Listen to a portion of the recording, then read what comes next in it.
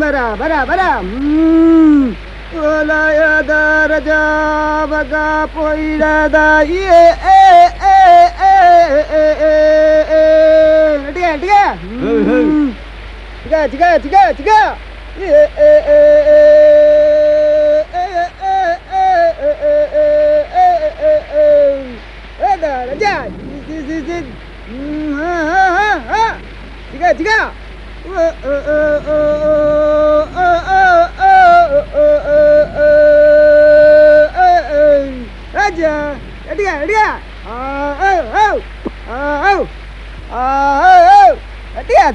ಸಾರಿ ಕಾಣೋದಿಲ್ಲ ಅದಕ್ಕೆ ಬರ ಬರ ಬರ ಒಲಯದ ರಜಾ ಬಗ ಪೊಯ್ಲದ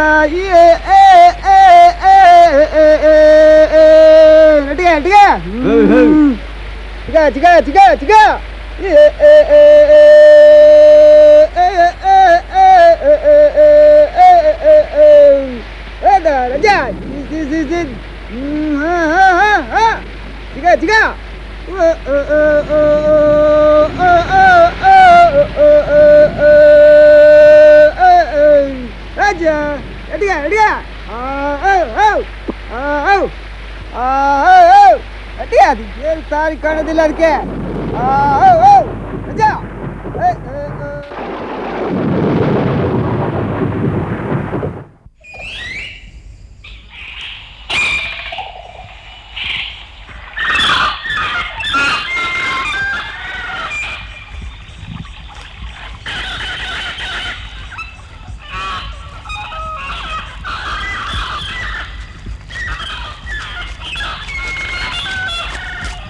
ಆಯ್ತಾ ನಿಂಗೆ ನಮ್ಮ ಅಪ್ಪನ ಗುರ್ತು ಚೆನ್ನಾಗಿತ್ತೇನಾ? ಚೆನ್ನಾಗಿತ್ತಯ್ಯ. ಅವ್ರನ್ನ ಕಂಡ್ರೆ ಈಗಲೂ ಗುರ್ತು ಹಿಡಿತೀಯಾ? ಓ ಹಿಡಿತೀನಿ. ನಂಗೆ ಚೆನ್ನಾಗಿ ಬುದ್ಧಿ ಬಂದ್ಮೇಲೇನು ಅವ್ರು ತಿರುಪತಿಗೆ ಹೋಗಿದ್ದು. ಹೋಗಾಕ್ ಮುಂಚೆ ನೆಂಟ್ರು ಇಷ್ಟನ್ನೆಲ್ಲ ಕರೆದು ಔಟ್ಲ ಮಾಡ್ತಿದ್ರು ನಿಮ್ಮ ಮನೇಲಿ. ನಾನು ಗಡದ್ದಾಗೊಂಡಿದ್ದೆ. ನೀವಾಗ ಬಹಳ ಸಣ್ಣವರಿದ್ರಿ. ನಂಗೂ ಸ್ವಲ್ಪ ನೆನ್ಪರೆ ಕಣ ಅವ್ರದ್ದು. ಮೀಸೆ ಬಿಟ್ಟಿದ್ರು, ಸ್ವಲ್ಪ ಬೆಳ್ಳಗೂ ಇದ್ರು. ಕುತ್ತಿಗೆಗೊಂದು ಚಿನ್ನ ಸರ ಹಾಕ್ತಿದ್ರಲ್ಲೇನಾ? ಹೌದು ಕಣ್ರು, ನಿಮ್ಗೆ ನೆಪ್ಪಿರೋದೇ ಆಶ್ಚರ್ಯ. ಹಂಗಾರೆ ಅವ್ರನ್ನ ಈಗಲೂ ಕಂಡ್ರು ಗುರ್ತು ಹಿಡಿತೀಯಾ? ಓ ಖಂಡಿತ ಹಿಡಿತೀನಿ. ಅವ್ರ ಹೆಗಲ ಮೇಲೆ ಶಿಕಾರಿಲಿ ಹುಲಿಗಿಬ್ರಿದ್ದು ಅಂತ ಒಂದಿಷ್ಟು ಅಗ್ಲದ ಗಾಯ ಆಯಿತು. ನಂಗೆ ಚೆನ್ನಾಗಿ ಗೊತ್ತು. ಓ ಅದು ದೊಡ್ಡ ಕಥೆ ಇದೆ.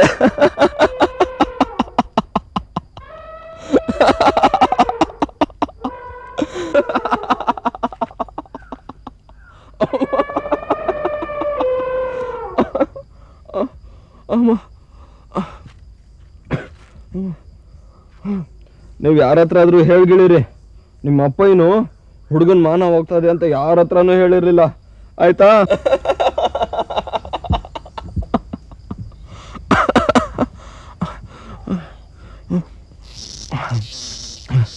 ಬನ್ರು, ಹೇಳ್ತಾನೆ ಹೋಗ್ತೀನಿ, ಹೊತ್ತಾಗ್ತದೆ. ಅವರು ಯಾರ ಹತ್ರನೂ ಹೇಳಿರ್ಲಿಲ್ಲ. ಆದ್ರೆ ನನ್ ಕಂಡಾಗ್ಲೆಲ್ಲ ಹಾಸ್ಯ ಮಾಡೋರು. ಮರ್ತೆಗೆ ಬರ್ತೀಯನೋ ಹುಡುಗ ಅಂತ. ಅವ್ರನ್ನ ಕೇಳಿದಾಗ್ಲೆಲ್ಲ ನಾನು ನಾಚ್ಕೊಂಡು ನೆಲ ಹಿಡ್ದೋಗ್ತಿದ್ದೆ. ಕಂಡವ್ರಿಗೆಲ್ಲ ಆಶ್ಚರ್ಯ. ಮರ್ತಿಗೆ ಬರ್ತೀಯೇನೋ ಅಂತ ಕೇಳಿದ್ರೆ ಈ ಹುಡುಗ ಏನ್ ಹಿಂಗ್ ಮಾಡ್ತದೆ ಅಂತ. ಗುಟ್ಟು ನಮ್ಮಿಬ್ಬರಿಗೆ ಗೊತ್ತಿತ್ತು. ನಾನು ನಿಮ್ಮಂಗಿದ್ದೆ ಅವಾಗ. ಶಿಕಾರಿಗೆ ಹೋಗೋದು ಅಂದ್ರೆ ಬಹಳ ಹುಚ್ಚು ನನಗೆ. ಒಂದಿನ ಹುಲಿ ಒಂದು ಪೂಡಕಟ್ಟೆ ಎತ್ತನ್ನು ಹಿಡಿದ್ಬಿಡ್ತು. ದೊಡ್ಡ ಎತ್ತು ಕಂಡ್ರು. ಅದನ್ನ ನಿಮ್ಮ ಮಾವನ ಮದ್ವೆಲಿ ಹಳೆ ಮನೆಯಿಂದ ಅತ್ತಮ್ಗೆ ಬಳುವಳಿ ಕೊಟ್ಟಿದ್ದಂತೆ.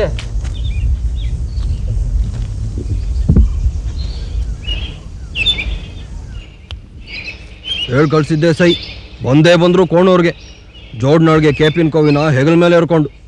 ಎಂತ ಆಳು ಅಂತೀರ, ಬರ್ದಂಡಾಳು. ಅವ್ರನ್ನ ಕಂಡ್ರೆ ಹುಲಿ ನಡಗಬೇಕು ಹಂಗಿದ್ರು. ಹುಲಿ ಹೊಡೆಯೋದು ಅಂದರೆ ನಿಮ್ಮ ಅಪ್ಪ ಹಿಂಗೆ ನೀರು ಕುಡ್ದಂಗೆ. ಈ ಪರಾಂತಕ್ಕೆಲ್ಲ ಭಾರಿ ಹಿಡ್ಗಾರರು. ಇಟ್ಗುರಿ ತಪ್ತಿರ್ಲಿಲ್ಲಂತೆ. ಆವತ್ತು ಬೈಗಿನ ಹೊತ್ತು ನಾ ಸುಮ್ಮನೆ ನಿಮ್ಮ ಸಣ್ಣ ಮಾವನ ಜೊತೆ ಚಿಟ್ಟು ಬಿಲ್ ಹಿಡ್ಕೊಂಡು ಹಕ್ಕಿ ಹೊಡೆಯಕ್ಕೆ ಹೋಗೋಣ ಅಂತ ಬಿಡಾರದಿಂದ ಮನೆಗೆ ಬಂದಿದ್ದೆ. ನಿಮ್ಮ ಅಪ್ಪಯ್ಯ ಮರ್ಸಿಗೆ ಕೂರಾಕೆ ಮುಕುಂದಯ್ಯನ ಕರೆದ್ರು.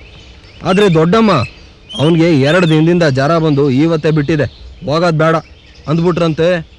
ನಾ ಮುಕುಂದೆಯಿಂದ ಹತ್ರನೇ ತೆಣೆ ಕೆಳಗೆ ಅಂಗಳದಾಗ ನಿಂತಿದ್ದೆ. ನನ್ನಾರೂ ಕರೆದಿದ್ರೆ ಹೋಗ್ತಿದ್ನಲ್ಲ ಅಂತ ಮನಸ್ಸಿನಾಗೆ ಹಾರೈಸ್ತ.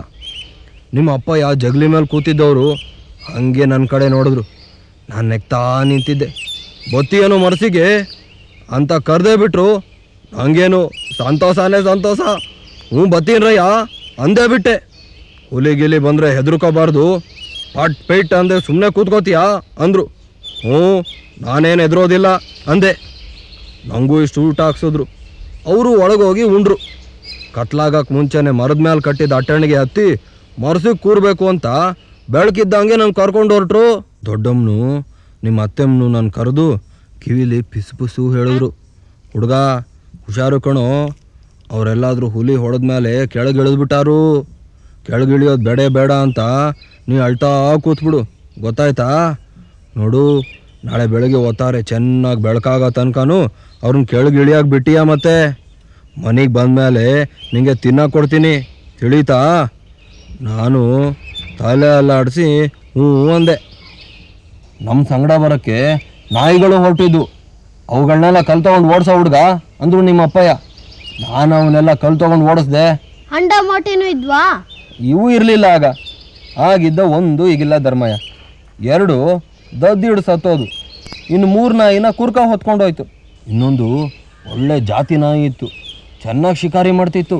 ಒಂದಿನ ದೊಡ್ಡ ಬ್ಯಾಟೆಯಲ್ಲಿ ನಿಮ್ಮ ಅಪ್ಪಯ್ಯನ ಬಿಲ್ಲಿಗೆ ಒಂದು ದೊಡ್ಡ ಒಂಟಿಗನ್ನ ಎಬ್ಬಿಸ್ಕೊಂಡು ಬಂತು. ನಿಮ್ಮ ಅಪ್ಪಯ್ಯ ಹಂದಿಗೆ ಗುರಿ ಇಟ್ಟು ಹೊಡೆದ್ರು. ಅವ್ರ ಕೋವಿ ಎಂಥ ಇಸೂದ ಕೋವಿ ಅಂತೀರಿ.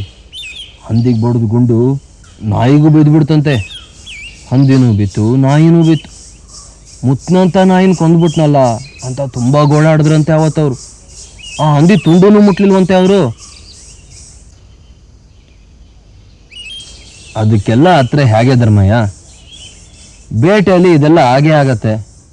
ಸಿಂಬಾವಿಲಿ ಒಬ್ರು ಒಳ್ಳೆ ಈಡ್ಗಾರರು ಶಿಕಾರಿಲಿ ಒಬ್ಬ ಹಳುವನ್ನೇ ಹೊಡೆದ್ಬಿಟ್ರಂತೆ. ಮುಖಾರ ಆಗದೆ ಇದ್ದಾಗೆ ಕಾಡಿನಲ್ಲೇ ಅವ್ನು ಸುಟ್ಟಾಕ್ಬಿಟ್ರಂತೆ. ಹಂದಿ ತೆಗೆದು ಕೊಂದಾಗ್ತು ಅಂತ ಕತೆ ಹುಟ್ಟಿಸಿ ಅವ್ನ ನೆಂಟರು ಹೆಂಡತಿ ಮಕ್ಕಳಿಗೆಲ್ಲ ಏನೇನೋ ಕೊಟ್ಟು ಸುಮ್ಮನಿರ್ಸಿದ್ರಂತೆ. ಅಯ್ಯೋ ಇಂಥವೆಷ್ಟು. ಈಗ ನಮ್ಮ ಶಿಕಾರಿ ಕತೆ ಕೇಳಿ. ನಿಮ್ಮ ಅಪ್ಪಯ್ಯನು ನಾನು ಆ ಎತ್ತಿನ ಬಡು ಇದ್ದ ಮರ್ಸಿನ ಬುಡಕ್ಕೆ ಹೋದ್ವು. ಏ ಹುಡುಗ, ಒಂದರಿಂದ ಮಾಡಿ ಬಂದೇನೋ, ಹಾಗಾದ್ರೆ 10 ಮರನ.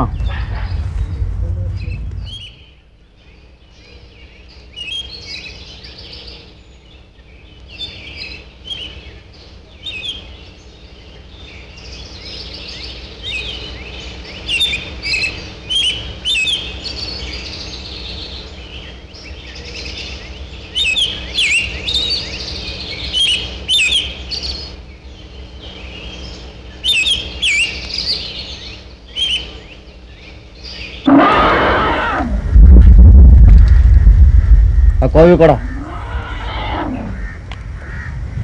ನೋಡ, ಸದ್ದು ಮಾಡ್ದೆ ಕುತ್ಕೋಬೇಕು.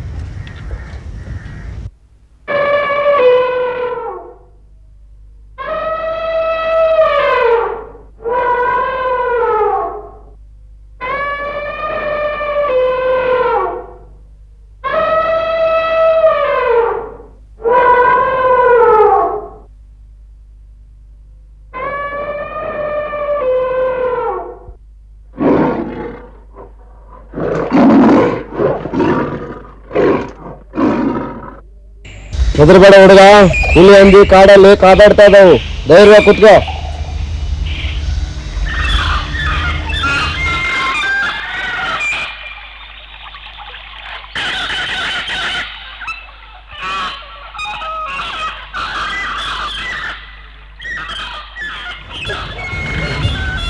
ಯಾಕೆ ನಡುತ್ತಾ ಇದೆಯಾ? ಎದ್ಕೊಂಡೇನಾ? ಇಲ್ಲ ಇಲ್ಲ. ಅವಳ ಹತ್ರ ಬಾ.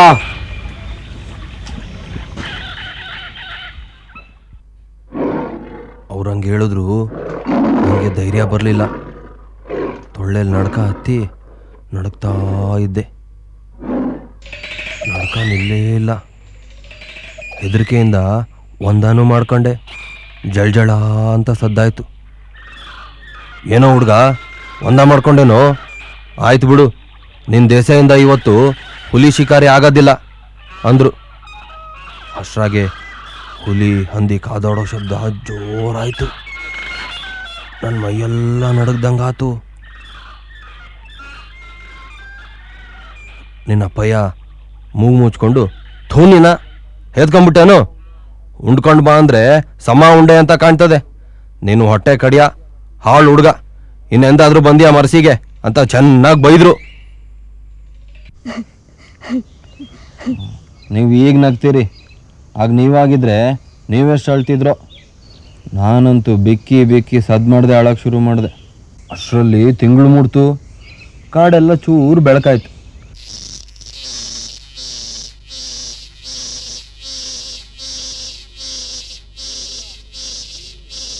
ಏ ಹುಡುಗ, ಈ ನಿನ್ನ ಹೇಲು ಹುಚ್ಚನಾತಕ್ಕೆ ಹುಲಿನೂ ಬರಲ್ಲ ಇಲಿನೂ ಬರಲ್ಲ. ಸುಮ್ಮನೆ ಇಳಿದು ಮನೆ ಹೋಗೋ ನಡಿ. ನಿನ್ನ ಬಿಡಾರದಲ್ಲಿ ಬಿಟ್ಟು ಹೋಗ್ತೀನಿ. ಬೇಡ. ಯಾಕೋ ಬೇಡ? ಬೆಳಗಾಗ ತನಕ ಇಲ್ಲೇ ಮೇಲೆ ಕುತ್ಕೊಳ್ತೇನು? ಅಮ್ಮ ಹೇಳಿಯಾರೆ. ಒಳ್ಳೆ ಕ್ರಾಸ್ ಆಯ್ತಲ್ಲ ಹುಡುಗನ್ ಕರ್ಕೊಂಬಂದು. ಯಾವ ಅಮ್ಮನ ಹೇಳಿದ್ದು? ಹಳೆ ಮನೆ ಅಮ್ಮ ಮತ್ತೆ ದೊಡ್ಡಮ್ಮ ನಾ ಬರುವಾಗ ಹೇಳಿ ಕಳ್ತಾರೆ. ನಾನು ಇಳಿದೆ ಅವ್ರ ಹಿಂದೇನೆ. ನನ್ನ ಬಿಡಾರ್ದ ಹತ್ರ ಕರ್ಕೊಂಬಂದು ನನ್ನ ಅಬ್ಬನ ಕರೆದ್ರು. ನಿನ್ನ ಅಪ್ಪಯ್ಯ ಇರ್ಲಿಲ್ಲೇನೋ? ನನ್ನ ಅಪ್ಪಯ್ಯ ಸತ್ತೋಗಿ ಆಗಲೇ 1 ವರ್ಷ ಆಗಿತ್ತು ಕಣ್ರು. ಅಡಿಕೆ ಮರ ಹತ್ತಿ ಕೊಟ್ಟೆ ಕಟ್ತಾ ಇದ್ದ. ಲಡ್ಡು ಮರ ಮುರಿದು ಬಿದ್ದು ಸೊಂಟ ಮುರಿದೋಗಿ ಸತ್ತೇ ಹೋಗಿದ್ದ. ಆಮೇಲೆ ನಿಮ್ಮ ಅಪ್ಪಯ್ಯ ನನ್ನ ಅಬ್ಬೆಗೆ ಕರೆದು ಇವನ್ ಮೈ ಕೈ ತೊಳೆದು ಒಳಗೆ ಕರ್ಕ ಹಸಿಯ ಮಾಡ್ಕೊಂಡವನೆ ಅಂದರು. ನಾನು ಮೆಲ್ಲಗೆ ಅಳುದು ನಿಲ್ಲಿ ಅವ್ರಿಗೆ ಮಾತ್ರ ಕೇಳಿಸೋ ಹಾಗೆ ಹೇಳಿದೆ, ಅಯ್ಯ ಯಾರಿಗೂ ಹೇಳ್ಬೇಡಿ ಅಯ್ಯ ಅಂತ. ದೊಡ್ಡ ಸಾಹಸ ಮಾಡಿದ್ದಾನೆ ಅಂತ ಎಲ್ರಿಗೂ ಹೇಳಕ್ಕೆ ಹೋಗ್ತೀನೋ ಪಟಿಂಗ ಅಂತ ಬೈದು ಮನೆಗೆ ಹೋಗಿದ್ರು ನಿಮ್ಮ ಅಪ್ಪಯ್ಯ.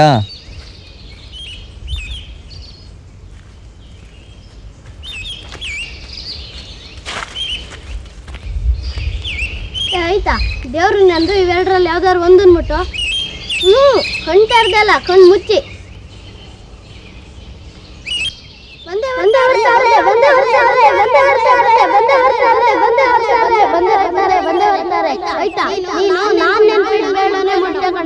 ಬಂದೇ ಬರ್ತಾರೆ. ನನ್ನ ಅಪ್ಪಯ್ಯ ಐದಲ್ಲಿ ಹೇಳಿದ್ದು ನಿಜಾನೇ ನಿಜ. ಒಂದ್ ಸೀಟ್ ಪ್ರಾರ್ಥನೆ ಮಾಡಿದ್ರೆ ದೇವ್ರು ಶಿಕ್ಷೆ ಮಾಡಿಯೇ ಮಾಡ್ತಾನೆ ಅಂತ.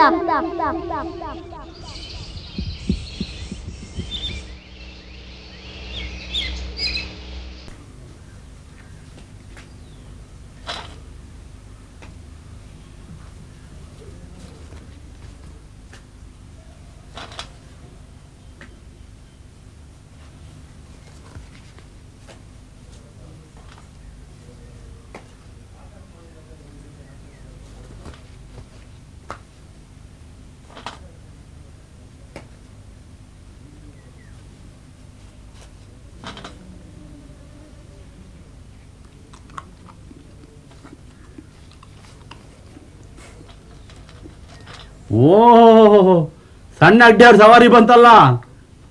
ಆಡಿಕೇನೋ ಕಳ್ ತಪ್ಪಿಸ್ಕೊಂಡ್ ಬಂದ್ಯಾ?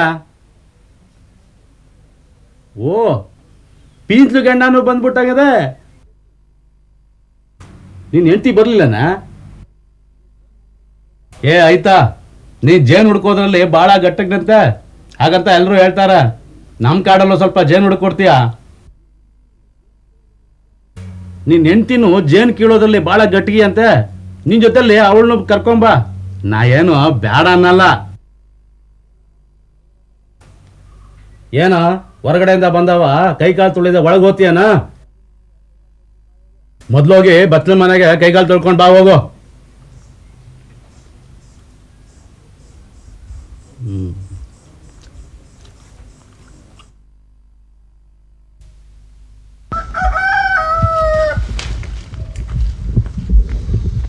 ಆಯ್ತಣ್ಣ, ಕೋಣೂರಿಂದ ಬಂದಿಯಾ?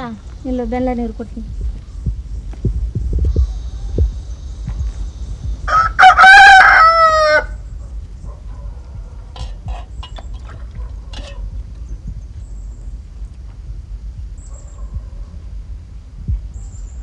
ನಾ ಬತ್ತೆ. ಆಯ್ತು.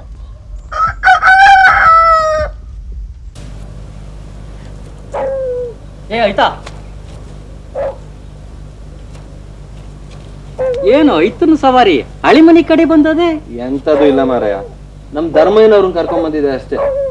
ತಾಯಿ ಮುಖ ನೋಡಿ ಎಷ್ಟು ದಿನ ಆಗಿತ್ತು, ಪಾಪ ಕೊರಗ್ತಾ ಇತ್ತು.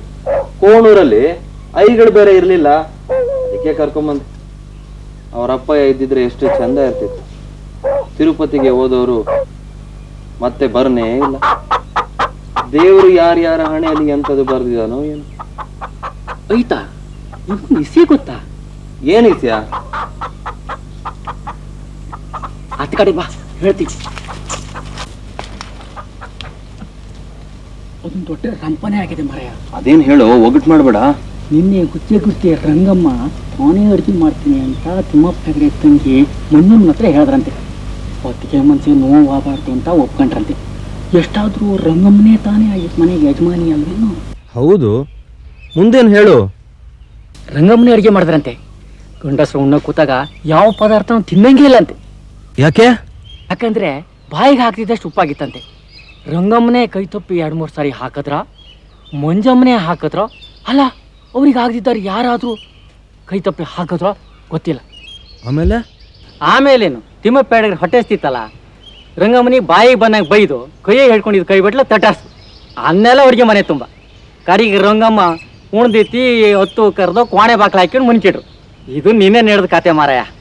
ಆಮೇಲೆ ಹುಡುಗಜಮ್ಮ ಎದ್ದು ರಂಗಮ್ಮರು ಅಡುಗೆ ಮಾಡ್ತಿದ್ರಂತೆ. ಅದನ್ನು ನೋಡಿ ಮಂಜಮ್ಮಗೆ ಸೋಜಿಗ ಅಂದ್ರೆ ಸೋಜಿಗಂತೆ. ಯಾಕೆ ಅಂದರೆ ತಿಮ್ಮಪ್ಪ ಹೆಗಡೆ ಸಿಟ್ಟು ಬಂದು ಬಾಯಿಗೆ ಬಂದಂಗೆ ಬೈದಿದ್ರಲ್ಲ, ಈಗ ಎದ್ಕೊ ಅಡುಗೆ ಮಾಡ್ತಾರಲ್ಲ ಅಂತ. ಆದರೆ ರಂಗಮ್ಮರು ಅಡುಗೆ ಮಾಡೋಕ್ಕೆ ಬಂದಿರಲ್ಲಂತೆ. ನಿನ್ನೆ ಅಡುಗೆ ಉಪ್ಪು ಹೆಂಗೆ ಜಾಸ್ತಿ ಆಗಿತ್ತು ಅಂತ ಕಂಡಿಡಿಗೆ ಬಂದಿದ್ರೇನು.